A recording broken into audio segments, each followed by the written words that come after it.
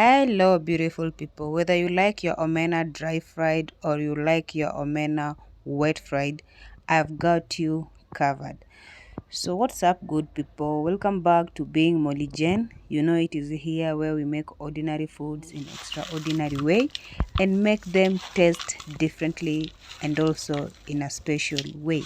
So, today I'm going to show you how to make omena in two ways. And first of all, I have my omena, which is very clean. As you can see, it is silverish in color, and I have sorted it, and this is what I have taken out of my omena as rejects. I've taken out the omenas that look brownish, and also these other big omena that are not omena.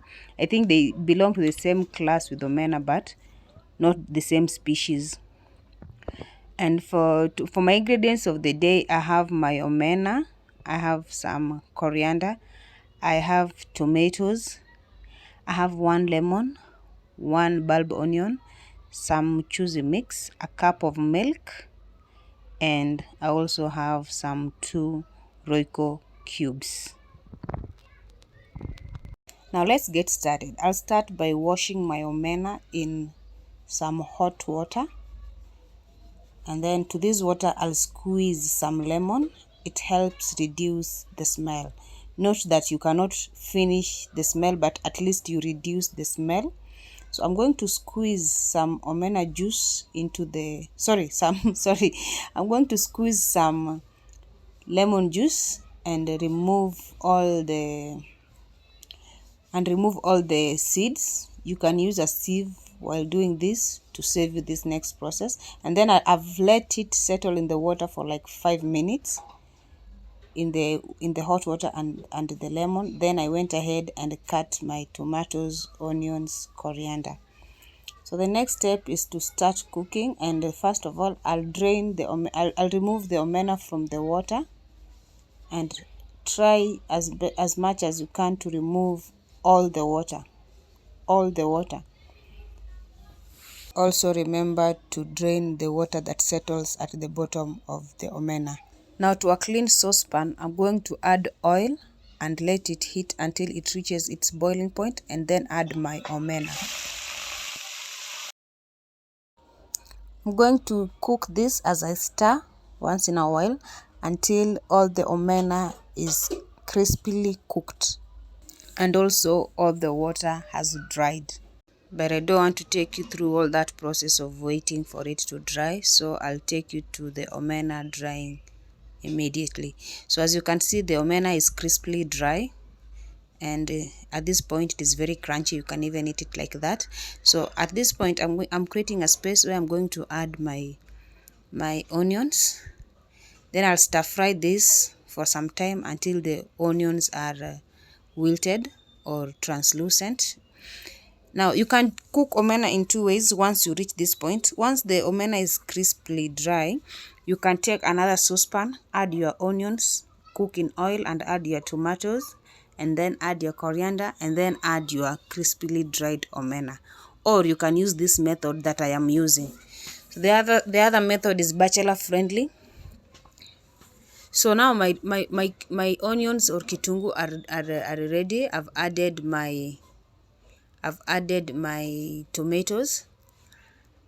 I'm going to cook this until the tomatoes cook into a paste.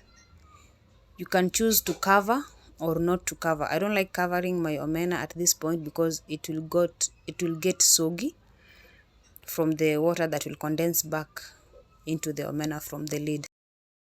So I'm just going to stir it until it cooks. And now my omena is about ready. It is ready.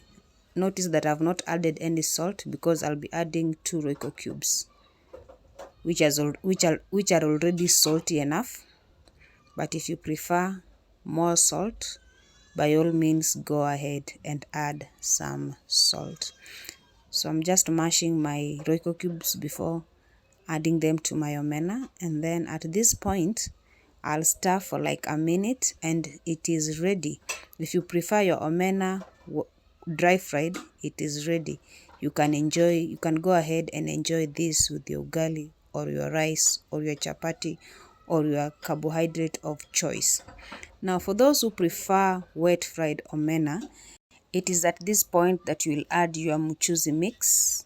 I added mine off camera. I thought I was recording, and that's why you're seeing that it is sticking at the bottom, because Royco make it sticks. Then add your milk. I added my milk. You will add your milk as you stir. You add as you stir, and depending on the consistency you want, you can keep on adding the milk. So I added as I stirred, because once I add the milk, it thickens up immediately because of the mchuzi mix. So I'll keep adding my milk until I reach my preferred consistency, and I liked this one. Now, if you're not a milk person, feel free to add water. It is still okay as long as you add water to your preferred consistency. Now, at this point, my omena is ready, and that all that is left is for us to serve and enjoy.